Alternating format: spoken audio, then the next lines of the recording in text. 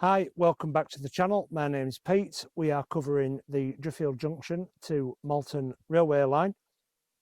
This behind me is Settrington Tunnel. We'll go down and we'll have a look at it and I'll tell you a bit about it as well. So as I'm coming down the tunnel, you can see this is all backfill, as we're just seeing on Google Earth. The tunnel entrance is here. This looks to be wide enough for two trains. It is fairly well, it's wide enough for two trains, is that surely. As you can see, it is quite ornate. I will go up the top and I'll show you what you can see from above as well.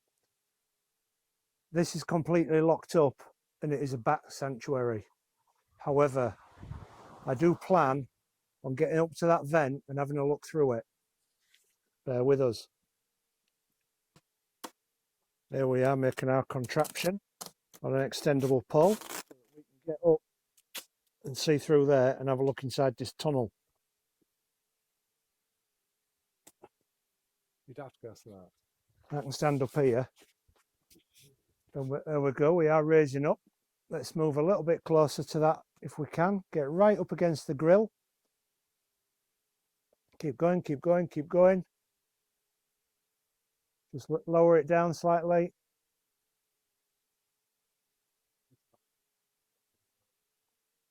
If you can. Down slightly. There, perfect. Spin it the other way. Oh, perfect that. Oh, we can see inside there very well. That's wonderful. And that is what is inside Settrington Tunnel. Bridge, tunnel. Whichever it is.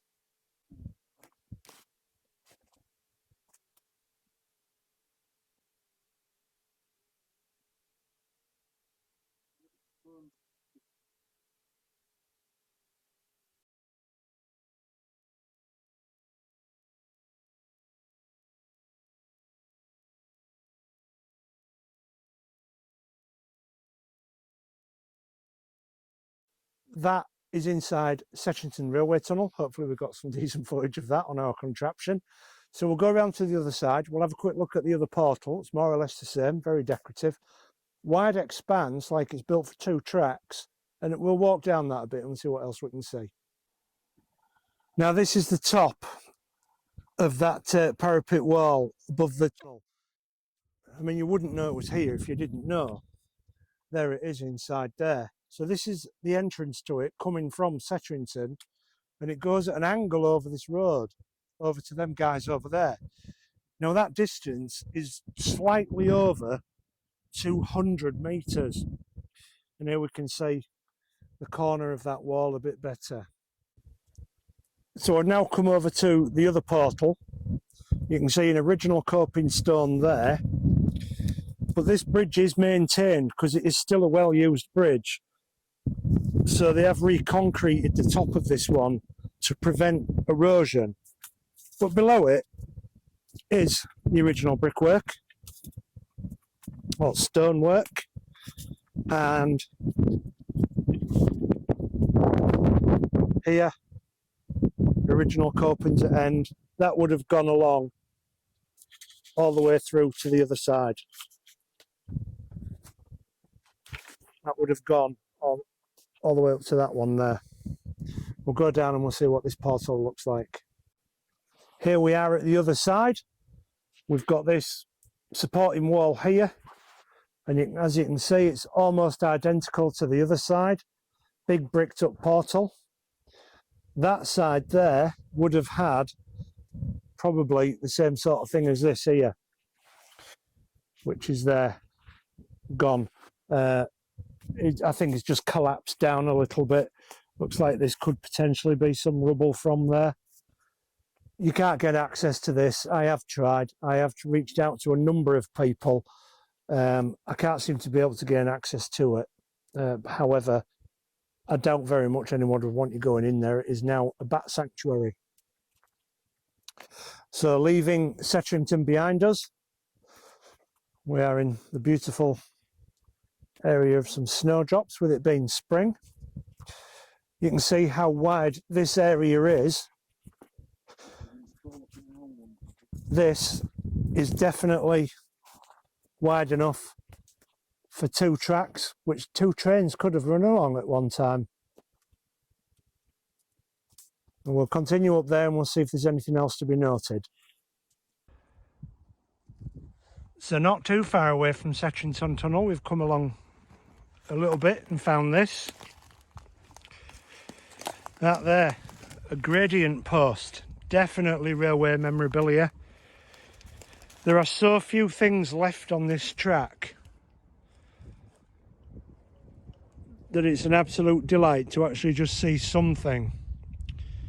So although we're seeing a few posts along the way, this one is in remarkable condition. It's not particularly crumbling away. Yes, it has got damage to it. God knows how long it's been here. The line shut down since 1958, so it's not done too bad. It is protected in this delve. There are a load of bricks around it, so whether there was something alongside this, I just don't know.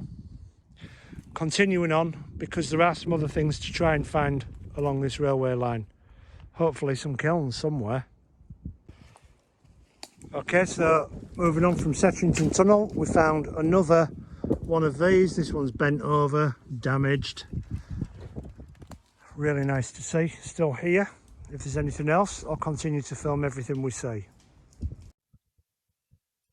Just as I was about to head off the railway bed, which is down there, definitely still wide enough for 2 tracks down there, we found what we were looking for. There's a depression here and it just opens into an opening down there. There's nothing really other to see other than that.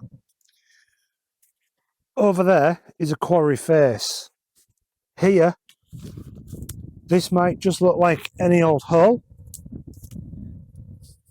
What I'm going to do is, it's all collapsed. These things probably predate the railway. And now I am inside a lime kiln. And there we can see the brickwork in there. Granted, it's old and falling apart. This is where they'd have been filling up with the coal and chalk in layers, precisely to fire it for burnt lime, which takes around 3 days to fill one of these. There's our rail. There is a hump there, and our track bed is on the other side of that hump. I have looked on some old railway maps, and it seems there may have been an industrial type railway here, but only small, from down here up to the road. Now, that's where we've just been in there, and this is our kiln front. This is all that's left. Now, you need to go back and look at my Grimston episodes if you want to know how buried that is and how deep from there right down to here that will have gone. Now, this was only a small operation, and I am trying to get to the other one as well. I don't think there's anything left of the frontage of this one. As we can see, you've got a definite tramway down there. Our track bed is there. We've still got fence posts in position here. And this is our next lime kiln. I am going to try and get down there. It's not very easy.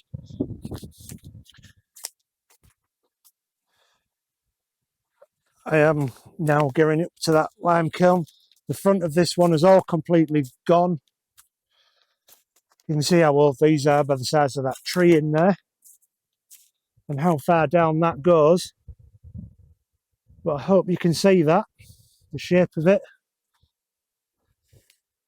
And that is a particularly ancient lime kiln, which would have gone way down there. And they'd eventually raked it out up here.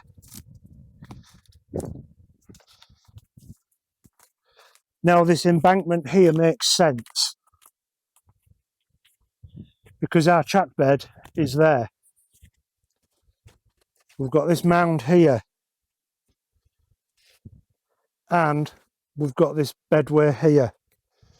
This would have been for horse and carts, that kind of way out of the quarry, because this is on maps older than the railway.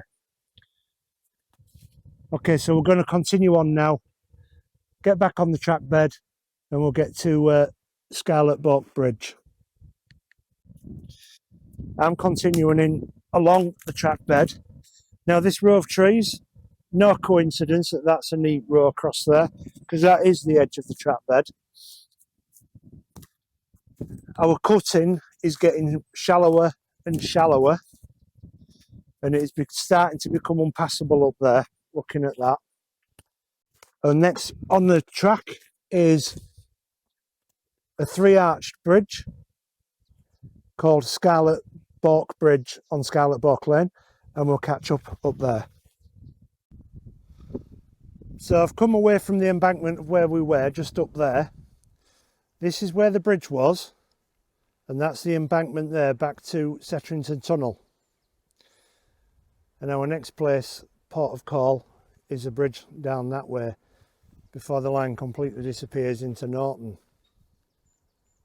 There is a photograph taken from roughly where I'm standing to show you what this bridge looks like, so I'll put that up for you.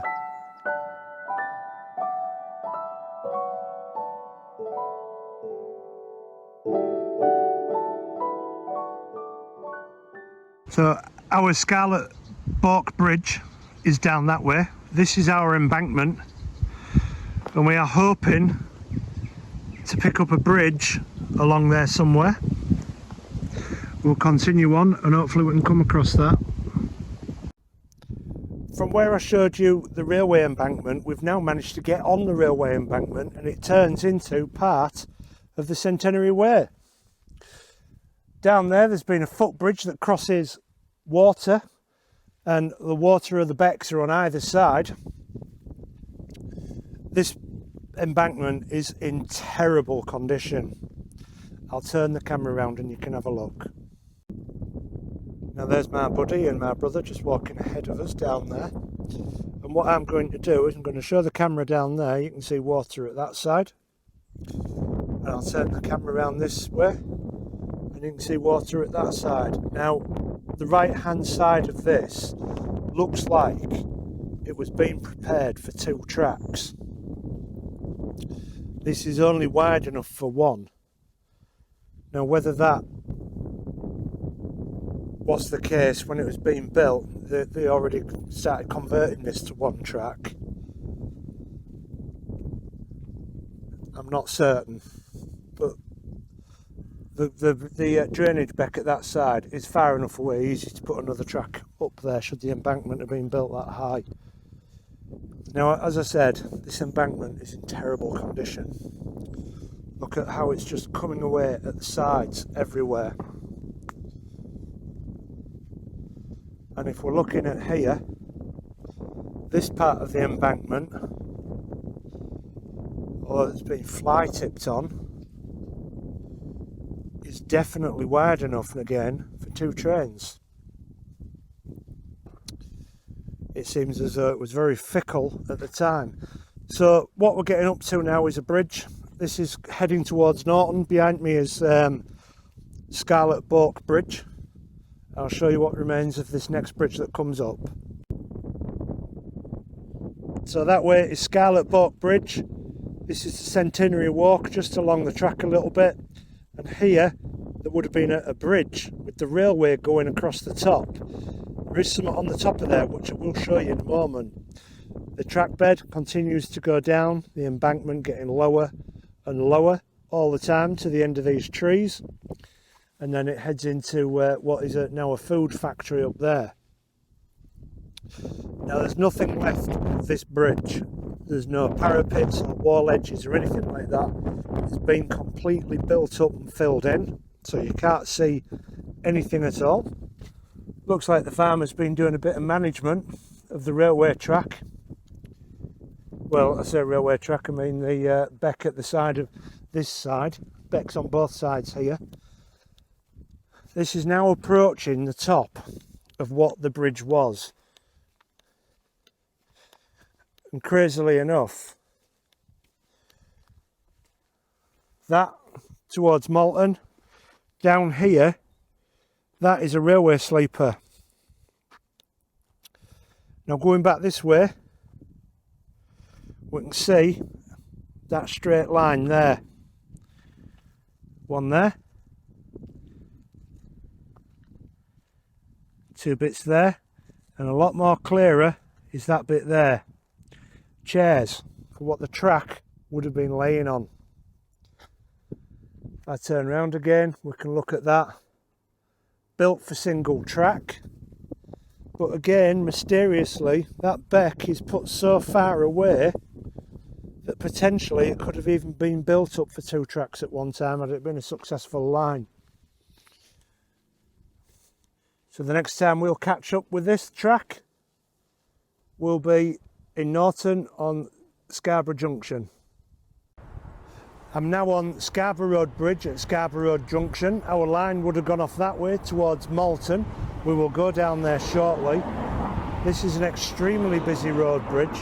This is a Sunday morning and traffic's busy. We'll get underneath this bridge and have a look as well. There's a photograph taken from around here, which I will show you, and we'll go to the other side of that bridge in a moment.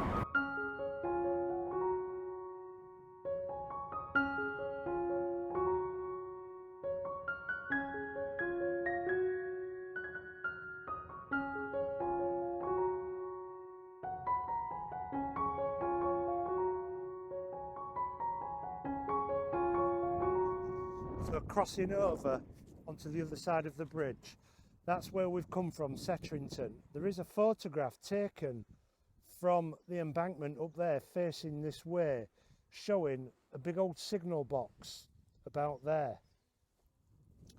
Now I've had a look around this bridge, and what I've found is this huge concrete pad there.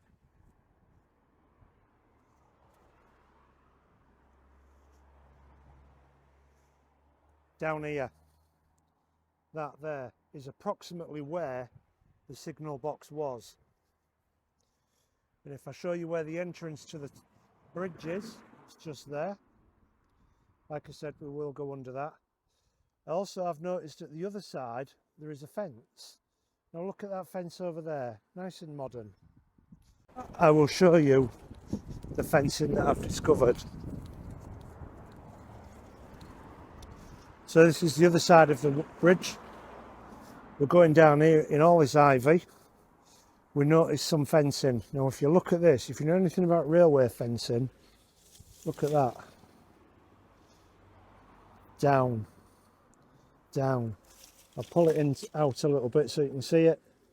Original diagonal railway fencing. So I've come down under the Scarborough Road Bridge. The junction box, signal box, sorry, will be at that side there, and I'm in the actual track bed. And this bridge is in fantastic condition, and it is well maintained because it's a heavy used bridge. But as we look up there, we can see soot marking the ceiling still. A beautiful plinth there. If we can go around to that side, you can see it a bit better there. So that is from Settrington in the cutting. And then this way is through Norton into Malton, where it doesn't far off join the main lines. As you can see, the track bed here is now a private road. Well, it's not private, private houses with a roadway. And what I'll do is I'll walk as far as I can that way, and that should more or less take us onto the railway line. Walking a little bit away from our Scarborough Road Bridge, You notice the embankment here gradually getting smaller. This is still an embankment. Here we go. This is a private road, but I am going to walk down it because it looks like our track probably went off that way. A little bit further down from our embankments, this is an allotment area which bends off round that way, but through that gap there and roughly about here is where our train line went. Through there and down to there. Now it ran parallel along another railway line until we got into Malton station, which is where we'll be going to next, because that's the next place we can actually pick it up. But with it running parallel next to the train lines, which means some of these train lines are now still live and active, and that is where we are now, next to active lines. But whilst I'm here, because we are at Scarborough Road Junction more or less, there's just a little bit of bonus things I want to show you. Now what you can see behind me is really important for the line that we've just covered. Mainly the whole reason why the Driffield to Malton line was built is in that bridge. I'll turn this camera around and I'll show you what's left of that bridge there, and I'll tell you what it is. So that is what is left of a bridge. There is a bit more, I'll show you it. Let's go around it and I'll have a look. Which is there. You can see, and then if you look on the other side of the track when we go back round here,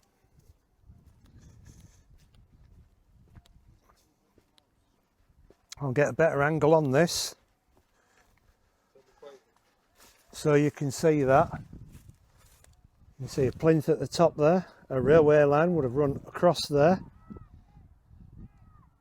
Another part of the buttress there, which is now completely gone, and then there'd have been another buttress over there, and on the other side of the embankment there, across the River Derwent, is another one. This was a huge bridge, and this was continuing from Driffield through the Scarborough Road Junction where we've just been, all the way on to Thirsk. I thought I'd just show you that whilst I was here. So from here we're going to go on to Malton railway station. So here we are at Malton, the end of the line for the Driffield Junction to Malton railway line. This is the original platform of where it would have pulled in, but it would have pulled in at that side.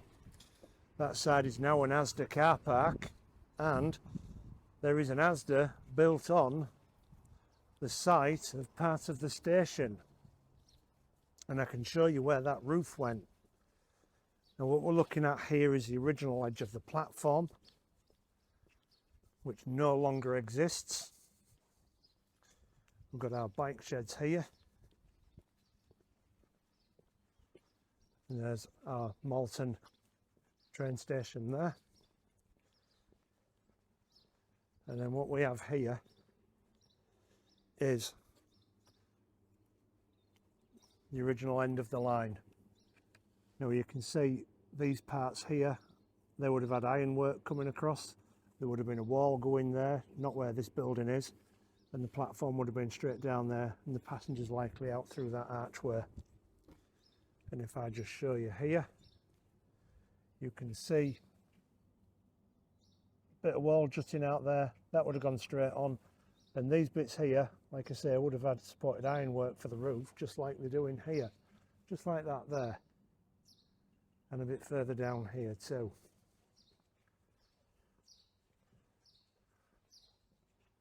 Just like that there.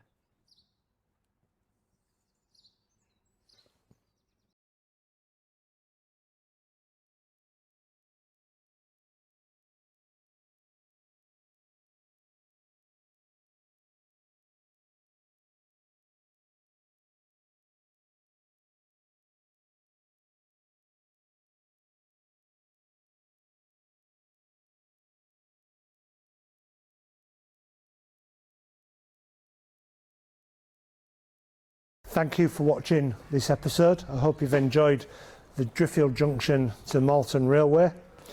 If you've not seen all of them, please go back, watch all the episodes. This is the final one in this series. I look forward to seeing you in the next series. Please hit like, share and subscribe, and I'll see you in the next one.